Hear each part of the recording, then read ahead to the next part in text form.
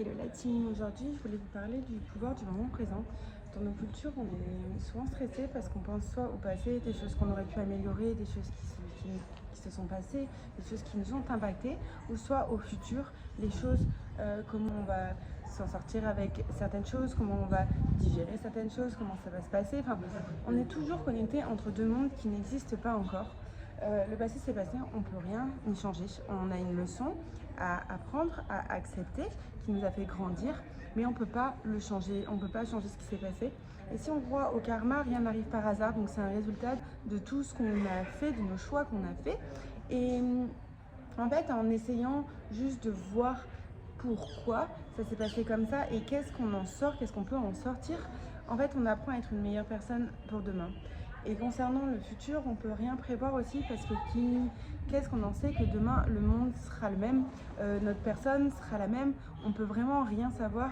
Ce qu'on a juste en contrôle, c'est le moment présent. Et en fait, quand on arrive à se reconnecter avec le moment présent, on stresse beaucoup moins et on a une pensée plus claire et en fait, le futur devient aussi plus facile.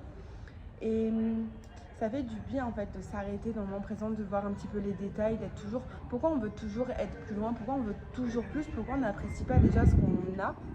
Et en fait, en repérant un petit peu, en se connectant aux sensations, aux odeurs, à la vue, au bruit, en fait, on est vraiment dans l'instant et on arrive à se poser et on arrive à stabiliser notre mental. Et vraiment, cette sensation, ça aide vraiment à se poser.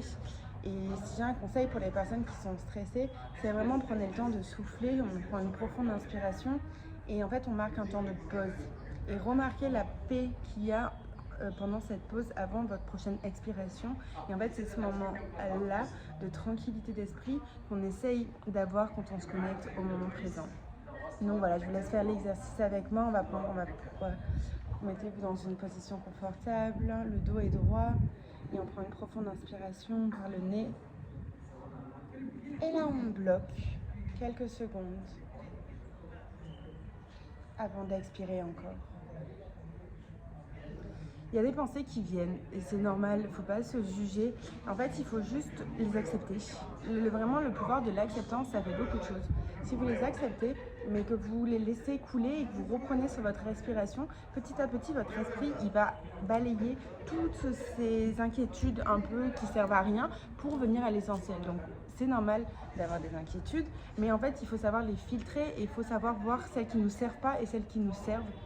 Et voilà, et quand on médite, quand on a un esprit beaucoup plus calme, on arrive à avoir des pensées beaucoup plus centrées. Voilà, je vous fais des bisous et à bientôt. न च व्योम भूमि न तेजो न